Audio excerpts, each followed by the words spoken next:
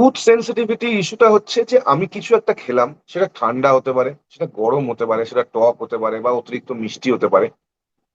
খুব শিরশির করে উঠে। আমাদের যেমন শীতকালে গা হাত পা শিরশির করে, তেমনি দাঁতও শিরশির করে ওঠে। কারণ দাঁত একটা সজীব অর্গান। দেখতে একটা নির্জীব অর্গানের মতন লাগে, যার কোনো মুভমেন্ট নেই, যেটা শুধু দাঁড়িয়ে আছে। কিন্তু দাঁতের ভেতরে একটা লেয়ার থাকে যেখানে নার্ভ এবং ভেসেলস গুলো, রক্তের শিরা উপশিরা গুলো এবং নার্ভের আদান প্রদান আছে। তো দাঁত বেসিক্যালি একটা ভাইটাল অর্গান, একটা সজীব অর্গান। সেই জন্য আমরা ঠান্ডা খাচ্ছি না আইসক্রিম খাচ্ছি, গরম খাচ্ছি নাকি আইসক্রিম খাচ্ছি, এই জিনিসটা আমরা ফিল করতে পারি। কিন্তু সেই ফিল করার একটা মাত্রা আছে। সেটা যখন আমি এখন ঠান্ডা খেলাম, প্রচন্ড শিরশির করে উঠলো। সেটাই হচ্ছে বেসিক্যালি মানে সেন্সিটিভিটি ইস্যুটা যদি শুধুমাত্র ঠান্ডা খেলে হবে তা নয়, অনেক সময় গরম খেলেও হতে পারে। নর্মালি আমরা ওই যে বললাম বিজ্ঞাপনের জগতে দেখি যারা আইসক্রিম খেলেই ঠান্ডা হচ্ছে, প্রচন্ড দাঁত ধরে উঠছে। কিন্তু সেন্সিটিভিটি যখন আসে, যখন প্রপার একজন মানে অ্যাকচুয়াল কেস অফ সেন্সিটিভিটি আমরা দেখি, তিনি ঠান্ডা গরম কিছুই হয়তো মুখে দিতে পারছেন না, দিলেই তার দাঁত প্রচন্ড শিরশির করে উঠছে। এটাই বেসিক্যালি সেন্সিটিভ। সিমটমস খুবই সিম্পল এটার, যে আমি কোন রকম খাবার খেলে, স্পেশালি ঠান্ডা খেলে, একটা ইনিশিয়াল শিরশির করে উঠছে এবং কিছুদিন পর সেটা বেদনাদায়ক হয়ে যাচ্ছে। তখন আর সেটা শিরশিরানি পর্যায়ে থাকছে না, তখন এতটাই বেদনাদায়ক হয়ে যাচ্ছে যে আহ সেই মুহূর্তে মানুষ বাকরুদ্ধ হয়ে যাচ্ছে, কথা বলার মতন সিচুয়েশনে থাকছে না। এবং এই পেনটা, মানে এই বেদনাটা এখান থেকে শুরু করে একদম এন্টায়ার, মানে যদি আমার এইখানে দাঁতে, মানে উপরের ডান দিকে দাঁত বা দাঁত বাঁ দিকে কোনো একটা দাঁতে শিরশিরানি শুরু হলো, সেখান থেকে রেডিয়েট করছে গোটা মুখ এবং মাথা ধরে। বেশ একটা শকিং টাইপের একটা ফিলিং আসছে যে আমি মুখে কি দিয়ে ফেলেছি, মানে এটা কতক্ষণে রিলিফ পাবো। এটাই হচ্ছে বেসিক্যালি সিমটম, ডিপেন্ডিং অন কতটা গ্রেডেশন আছে। সামান্য মাত্রায় হচ্ছে নাকি খুব বেশি মাত্রায়। সামান্য মাত্রায় হলে একটু শিরশির করছে কিন্তু আমি খেয়ে নিচ্ছি, মডারেটলি হচ্ছে শিরশির করছে, ঠিক আছে এই জিনিসটা খাচ্ছি না অন্য জিনিসটা খাচ্ছি। আর যখন সিভিয়ার সেন্সিটিভিটি হচ্ছে, তখন আমি মুখে কিছু দিলেই, মানে ওই জাতীয় কিছু দিলেই, আর আমি কথাও বলতে পারছি না, মুখে সেটা রাখতেও পারছি না, ধরেও রাখতে পারছি না, মানে পুরোপুরি স্টান্ড হয়ে যাওয়ার মতন ব্যাপার। তো এই গ্রেডেশন অনুসারে সিমটম গুলো ডিপেন্ড করে। টুথ সেন্সিটিভিটির কজ বোঝাতে গেলে আমাদের দাঁতের স্ট্রাকচারটা বুঝতে হবে। আমাদের যে দাঁতটাকে আমরা মুখে দেখি, আমাদের দাঁতের উপরে আমাদের একটা লেয়ার আছে, প্রোটেক্টিভ লেয়ার, যেটাকে আমরা বলি এনামেল। এনামেল খুব strong structure, even stronger than আমাদের bones, the strongest structure in our body. মাত্রায় খুব কম বলে আমরা তার উপযোগিতাটা হয়তো অত বুঝি না, কারণ এনামেল লেয়ারটা খুব থিন হয় দাঁতের ওপরে। কিন্তু এই থিন লেয়ার এনামেলটা আমাদের দাঁতকে এক্সেসিভ হিট অ্যাটাক থেকে বা কোল্ড অ্যাটাক থেকে বাঁচিয়ে রাখে, যাতে খুব বেশি সেন্সেশনটা, ওই যে দাঁতের ভেতরে যেটা বললাম নার্ভের লেয়ার আছে, সেই অবধি পৌঁছাতে না পারে।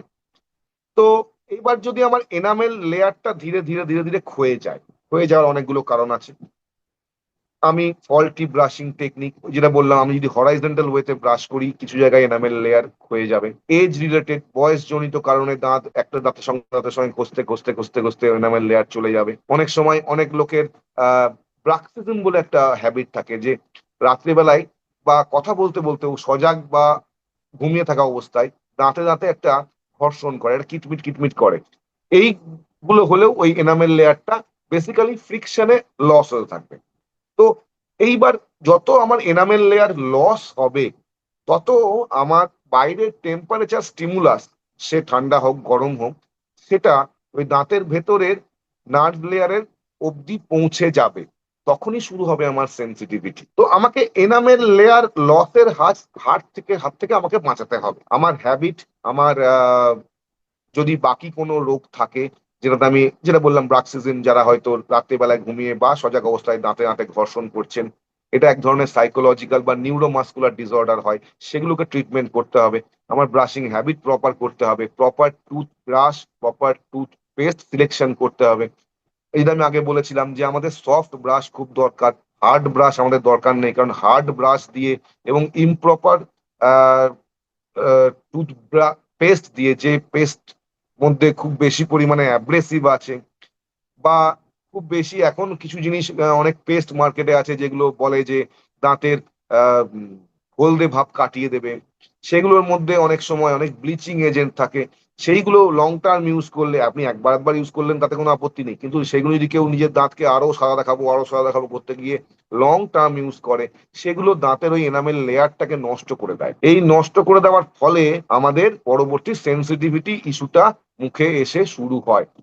এই জিনিসগুলো কিন্তু একদিনে হয় না এবং মানে কোনো ন্যাচারাল ওয়েতে হয় না। সবই এমন একটা জিনিসের কনসিকোয়েন্স যেগুলো আমি ধীরে ধীরে আমার মুখের ভেতরে বিভিন্ন ব্যাড হ্যাবিট বা ব্যাড কি বলবো ফাংশনালিটির জন্য তৈরি করছি। সেই জিনিসগুলোকে আটকাতে হবে। কমপ্লিকেশনে চলে গেলে, খুব বেশি সেন্সিটিভ হয়ে গেলে, তখন সেই দাঁতের তো আর দেখুন এনামেল লেয়ার একবার লস হয়ে গেলে মানে দাঁতের ওপর থেকে সরে গেলে সেটা কিন্তু রিপ্রোডিউস হয় না। আমরা জন্মানোর সময় মুখে দাঁত থাকে না, তারপরে দুধের দাঁত মুখে ওঠে, দুধের দাঁত পড়ে গিয়ে পার্মানেন্ট দাঁত মুখে ওঠে। যখনই দাঁত তৈরি হচ্ছে মাড়ির ভিতরে, সে কিন্তু এনামেল লেয়ারটা ওইখানেই তৈরি হয়ে আসছে। একবার আমরা দাঁত মুখে চলে এলো মানে আর আমার কিন্তু এনামেল লেয়ার তৈরি হবে না। অনেকের মধ্যে একটা মিসকনসেপশন থাকে যে দাঁতটা দুর্বল, একটু ক্যালসিয়াম খায়। ক্যালসিয়াম খেলে আপনার হাড়ের ক্যালসিয়াম ডিপোজিট হবে কিন্তু দাঁতের উপরে এনামেল লেয়ার তৈরি হবে না বা দাঁত আরো স্ট্রং হবে না। ঠিক আছে, দাঁতের গঠন হিসাবে হাড়ের নিয়ে কোনো সমস্যা নেই, ক্যালসিয়ামের জন্য দরকার বা বাকি শারীরবৃত্তীয় প্রক্রিয়ার জন্য ক্যালসিয়াম দরকার। কাজে আমি এনামেল লেয়ারটাকে আর তৈরি করতে পারবো না। যখন খুব বেশি কমপ্লিকেটেড হয়ে যাবে যে আমার এনামেল লেয়ার অনেকটা লস হয়ে গেছে, আর এখান থেকে আর অন্যভাবে রিভাইভ করা যাচ্ছে না, কোনো রকম ডিসেন্সিটাইজিং পেস্ট বা এইসব কিছু দিয়ে করা যাচ্ছে না, তখন সেরাদের অন্যান্য ফার্দার ট্রিটমেন্ট করতে হয়, রুট কানাল ট্রিটমেন্ট, ফিলিং এসব করতে হয়। কাজেই জিনিসগুলো আমাদের হাতেই আছে।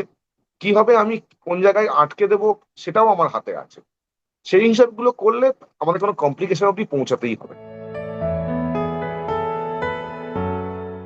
ট্রিটমেন্ট অপশন মানে আমরা যখন সেন্সিটিভিটি ট্রিটমেন্ট অপশন যদি বলেন, সেন্সিটিভিটি যখন হয় আমরা মোস্ট কমনলি দেখি কি কোনো একটা জায়গাতে, মোস্ট কমনলি বলছি যে কোনো একটা জায়গাতে দাঁতের এনামেল লেয়ারটা ফল্টি ব্রাশিং এর জন্য নষ্ট হয়ে গেছে, লোকালাইজড, আমি বলছি না পুরো দাঁতে।